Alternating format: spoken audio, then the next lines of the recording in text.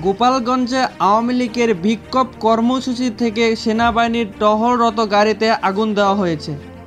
হামলা চালানো হয়েছে সেনা সদস্যদের উপরও। এতে ৩ জন কর্মকর্তা সহ ৯ সেনা সদস্য আহত হয়। পরিস্থিতি নিয়ন্ত্রণে আনতে অতিরিক্ত সেনা মোতায়েন করা হয়েছে।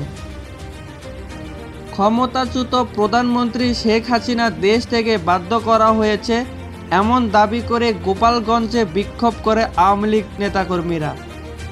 এই সময়ে সদর উপজেলা গোপীনাথপুরে সেনাবাহিনীর টহল দলের উপর হামলা করে বিক্ষোভকারীরা।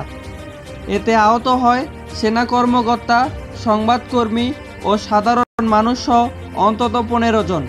পরিস্থিতি নিয়ন্ত্রণে আনতে সেনাবাহিনীর ২টি টহল দল ঘটনাস্থলে যায়। এই সময়ে উত্তেজিত বিক্ষোভকারীরা ইটপাটকেল ছুঁড়তে থাকে। দেশীয় তৈরি অস্ত্র দিয়ে টহল দলের সদস্যদের আঘাত করলে ৩ জন অফিসার, ১ জন জুনিয়র কমিশন অফিসার ও ৫ জন সেনা সদস্য আহত হয়। পুড়িয়ে দেওয়া হয় সেনাবাহিনীর একটি গাড়ি, ভাঙচুর চালানো হয় অন্য ২টি গাড়িতে।